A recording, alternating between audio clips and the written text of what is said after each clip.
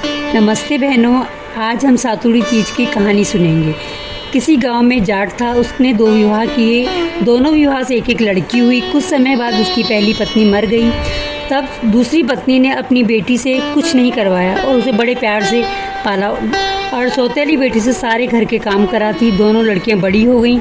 एक दिन जाटनी ने जाट से कहा कि मेरी लड़की के लिए कोई अच्छा पैसे वाला घर और वर देखो और सौतेली के लिए साधारण घर और वर देखो। जाट ने दोनों लड़कियों की सगाई और विवाह कर दिए। सौतेली बेटी समझदार और मेहनती थी। ससुराल वाले उससे बहुत खुश थे। जाटनी की अपनी बेटी न कामकाज करती न और अपनी अकड़ में रहती थी, इसलिए ससुराल वाले भी बहुत दुखी हो गए। कुछ दिन बाद जाट दोनों लड़कियों को लेने गया।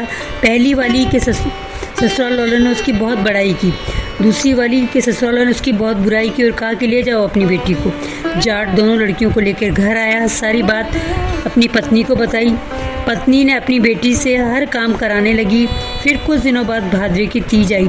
दोनों बहनें पूजा करने गई। पहली लड़की ने कहा, हे नीमड़ माता, तू मीठी वैसे मुझे भी मीठा रखना। दूसरे ने कहा, तू कड़वी है। माँ ने सुना तो उसके सारी बात समझ में आ गई। उसने तुरंत अपनी बेटी से कहा, वापस जाकर नीमड़ माता की पूजा करो और कहो कि हे माता, मुझे मीठा रखना। तो लड़की ने फिर से नीमड़ माता की पूजा की और कहा कि तुम जैसी मीठी वैसे मुझे मीठा रखना। नीमड़ माता खुश हो गई। तब ससुराल गई तो ससुराल वाले भी बहुत खुश रहने लगे। अतः नीमड़ माता की पूजा करके सुबह नीम की पत्तियां खाएं, उसके बाद हमें सत्तू खाना चाहिए।